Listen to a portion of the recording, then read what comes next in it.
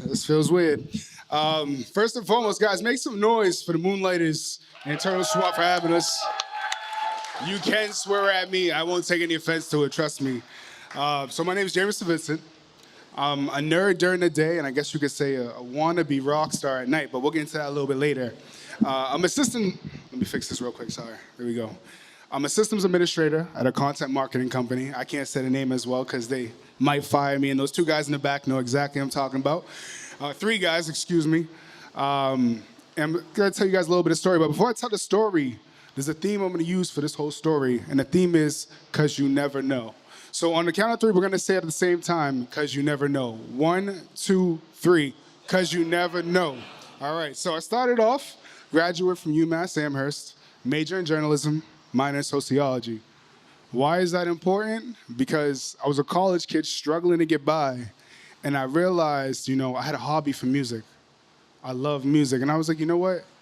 Let's see what I can do with this. I took some IT classes. I was like, you know what? I'm gonna be a tech guy when I grow up. I'm gonna do work on computers, do security and networking. So I graduated college, got a job in IT. I've been doing it since, 2008, and I love it. But, at the same time, it's a learning process, and it's tough, and you never know where it's gonna take you. So I do this IT thing on the side, and at night, I'm a DJ.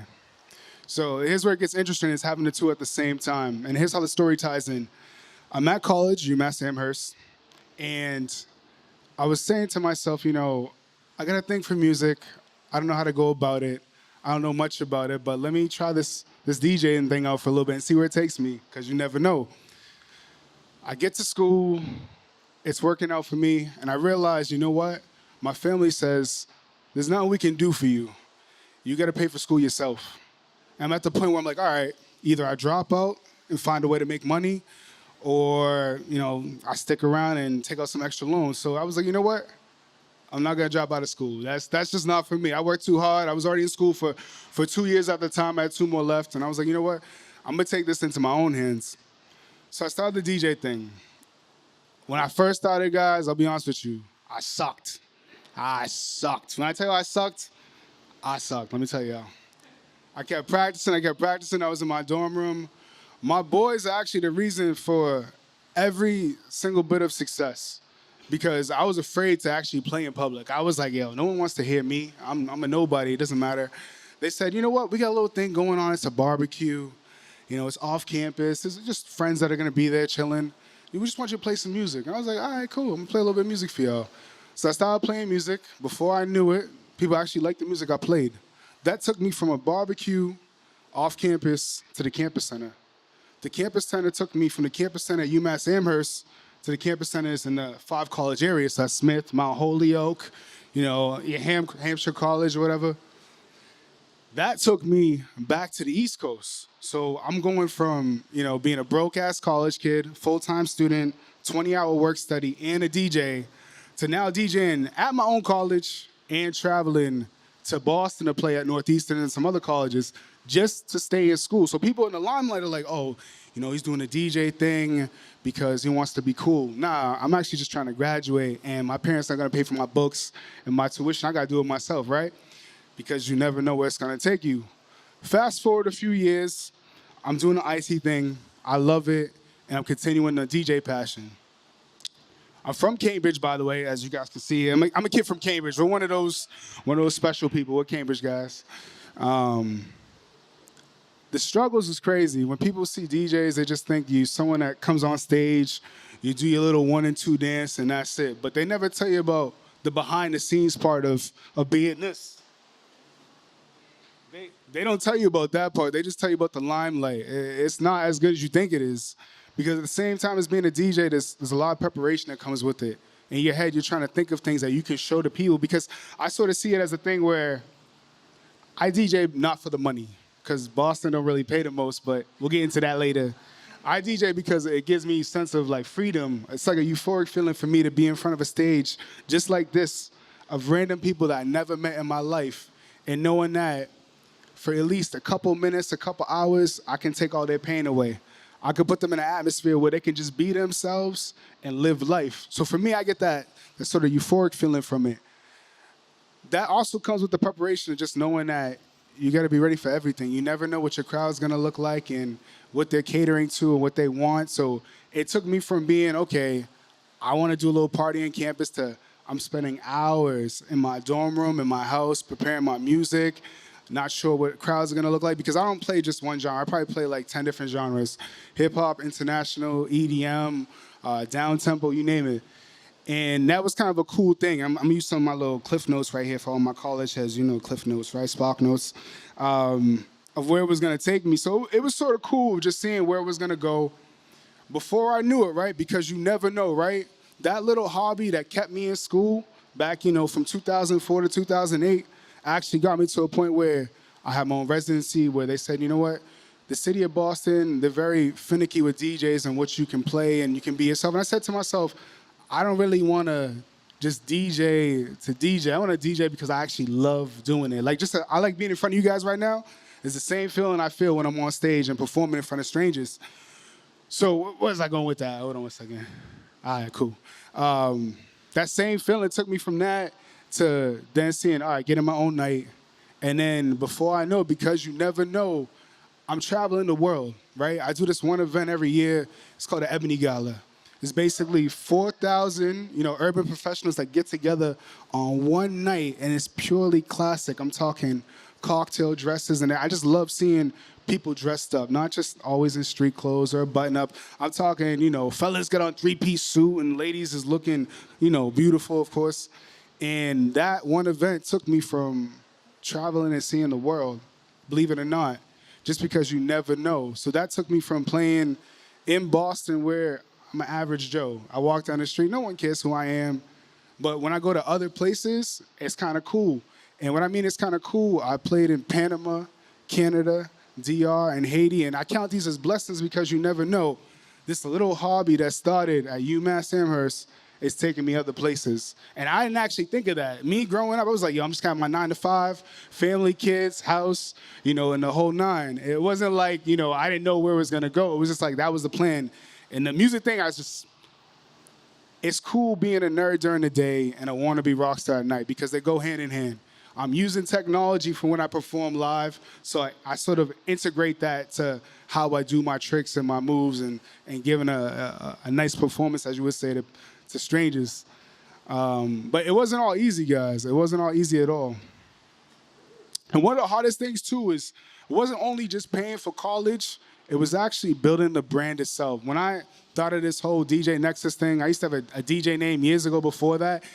I hated it. Somebody told me about it. I looked it up. I was like, oh, yeah, I'm going to be DJ Havoc. I'm like, nah, that ain't going to really work for me. There's nothing Havoc about me. I'm more chill. So when I found it, and you guys can see in that corner right there if you want to turn your attention, Nexus, right? If you look up the definition of Nexus, it's the center of all, sort of like a colony, right? And when you're performing, just like being on stage, you're the center of attention. So I felt like that name sort of meant more to me than all these other crazy names or the best DJ or DJ, whatever. And that's sort of, I'm losing my train of thought, forgive me. And that's sort of, you know, the brand recognition was big to me. So I found a brand and I said to myself, I don't want to water myself down. I don't want to take every event. I want to take events that matter to me because I'm not doing this just for money. I'm doing this because I love what I do and I love seeing people smile. You know, everyone's got a little beer in their hand or whatever. I like seeing it. I like seeing everyone just unwind and get loose. That's the vibe I want to create. So with that being said, you know, it was important for me to build that. And, you know, that took me to doing something really crazy that I never thought anyone was going to pay attention to. So I give back to my community. I'm from Cambridge. I know what it's like to come from, you know, nothing to finally having a little bit of something, right? I gave a donation, not donation, I did community service, right? I did a food shelter, and I put it on my website, a website I built myself because I'm a tech person. Sure enough, one day I'm in my house, I look on my Twitter, and I'm like, what's this, Vibe Magazine? What's Vibe Magazine?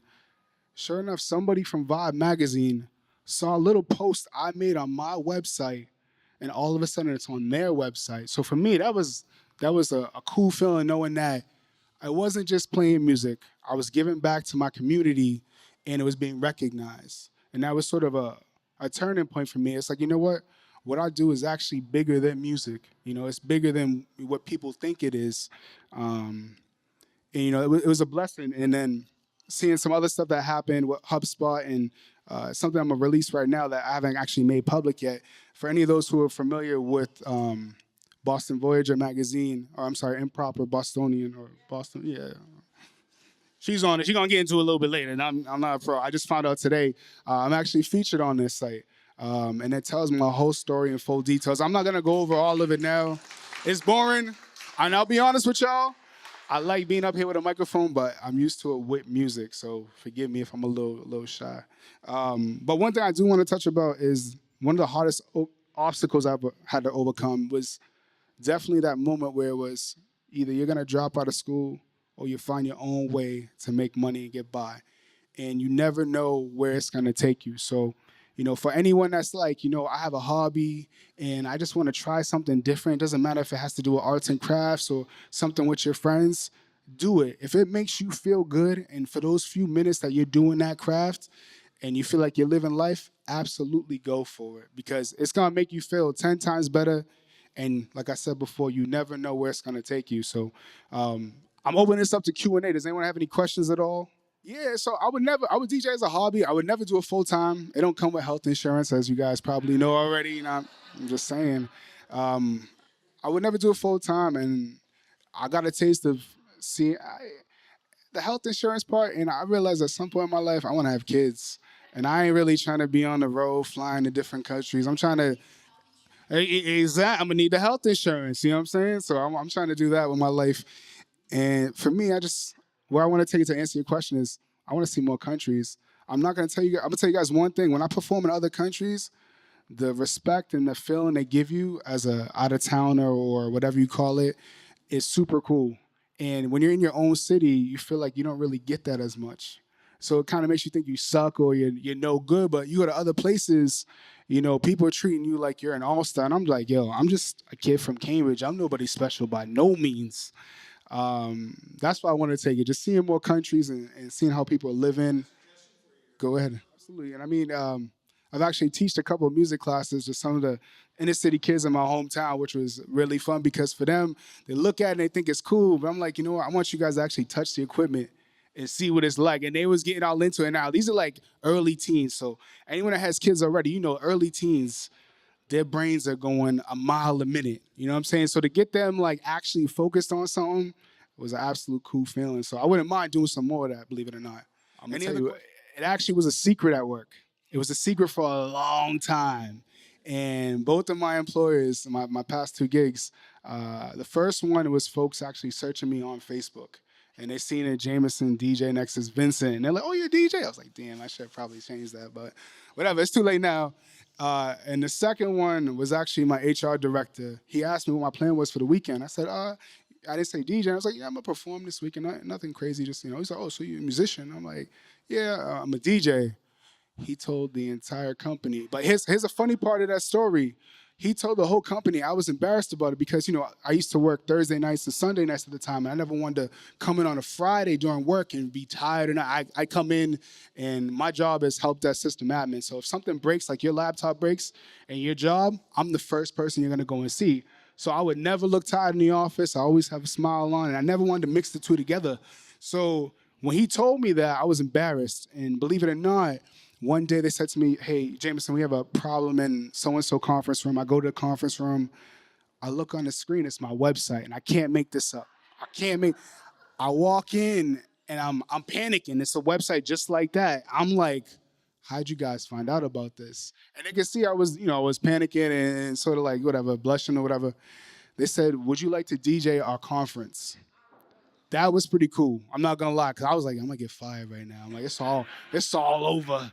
But it was cool. I got to DJ the conference, and then that's pretty much how it went. And I try to keep the two separate for the most part because I don't know. I kind of like having that different identity. It's like living dual lives. We're entrepreneurs and we're Moonlighters. So that's really how it all comes together, Joe. And I met Joe because we was at the same place, and I was telling him a little bit of my story. And there's an uncut version of the story too that gets a little bit wild. But y'all gonna have to give me a lot more beer for that. But I'm gonna tell you something real quick. nightlife is not as glamorous as you think it is. Like, we get on stage and we perform, but the back end is people fighting over money. There's bartenders and waitresses and shot girls that live some absolutely crazy lives. I'm talking from drug abuse to all different types of things, and that's something that people don't ever really talk about. So I just want you guys to know that's like the inside scoop of it. Is it's a lot more work than people think it is. If I know I'm doing a special show, I prepared a whole week for it, thinking of what's some creative sets I can do for a potential crowd that I'm gonna see. That's a lot of the hard work that people think we just go on stage and we're just like, and that's it. It's a lot more than that. Numerous hours of focus and trying to tell a story when you play music. Don't play music to play music. Play music to tell a story. Residencies right now, so I do Hong Kong and Faneuil Hall bi-weekly Fridays. After that, it varies by the week, to be honest with you. Sometimes it's corporate, sometimes it's colleges. I'm at Dean College. I'm one of the, 7-year residency over there at Dean College, which is super cool. And those kids are getting their lives together, so we try to push them in the right direction. So that's the IT side of the whole thing. So the IT side, I try to make myself, if you type it in Google, don't believe me, type it in yourself, Google, Bing, DJ Nexus, it'll pop up. You'll see my whole story. But before I get off stage, I just want to thank you guys once again for having me. Make sure you grab some of the business cards. I do your DJ, your holiday parties and all that cool stuff. Thank you guys. Joel.